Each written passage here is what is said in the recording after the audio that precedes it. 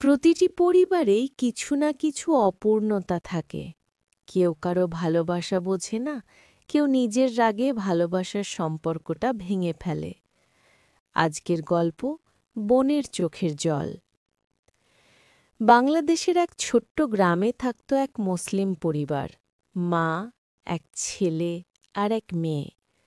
মা সবসময় হিজাব পরা, নামাজি, মেয়ে নরম মনের, পর্দাশীল, আর ছেলে শহরে পড়াশোনা শেষ করে কাজ শুরু করেছে।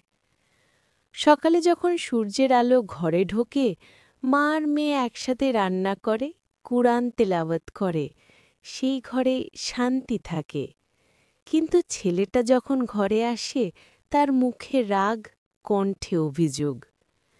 একদিন সে ঘরে ঢুকে চিৎকার করে বলল, আমার জামাটা কই রেখেছ? সবকিছু এলোমেলো। মা চুপ করে তাকিয়ে রইলেন, আর বোনের চোখে জল এসে গেল। হ্যাঁ, একটা কঠোর শব্দ সেটাই সম্পর্কের দেয়াল ভেঙে দিতে পারে। মা বললেন, বাবা, রাগ করো না।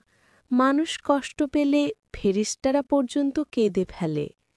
কিন্তু ছেলে তখনও বুঝতে পারেনি। দিন কেটে গেল। একদিন রাতে সে শহরে ফিরছিল মোটর বাইকে। আকাশে মেঘ, রাস্তায় বৃষ্টি। হঠাৎ দুর্ঘটনা। বাইকটা উল্টে গেল। সে চেতনা হারাল, চোখ খুলল হাসপাতালের বেডে। পাশে কেউ নেই, শুধু টেবিলের উপর একটা ছোট কুরআন রাখা। তখন সে মনে করল মায়ের দোয়া, বোনের চোখের জল। মনে হল এই চোখের জলই হয়তো আজ তাকে বাঁচিয়ে দিয়েছে। অজান্তেই চোখ দিয়ে অশ্রু গড়িয়ে পড়ল। সে কুরআনের দিকে তাকিয়ে ধীরে ধীরে পড়তে লাগল, হে মুমিনগণ, তোমরা এমন কথা বলো না যা কষ্ট দেয়। সেই আয়াত তার হৃদয় কাঁপিয়ে দিল। পরদিন সকালে সে হাসপাতাল ছাড়ল, হাতে একটিমাত্র ব্যাগ, চোখে অনুতাপের ছাপ। সে ফিরে এলো গ্রামের পথে। সূর্য অস্ত যাচ্ছে, পাখিরা বাসায় ফিরছে। ঘরে ঢোকার পর বোন মাটিতে বসে কাপড় ভাঁজ করছিল। ভাই নরম কণ্ঠে বলল, আপা, আমি ভুল করেছি।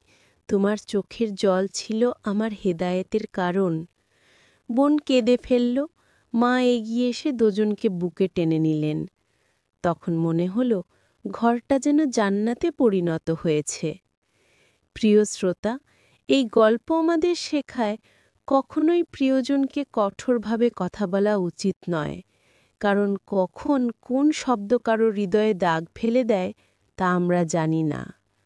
মনে রেখো, একজন মায়ের দোয়া আর একজন বোনের চোখের জল আল্লাহর দরবারে অমূল্য।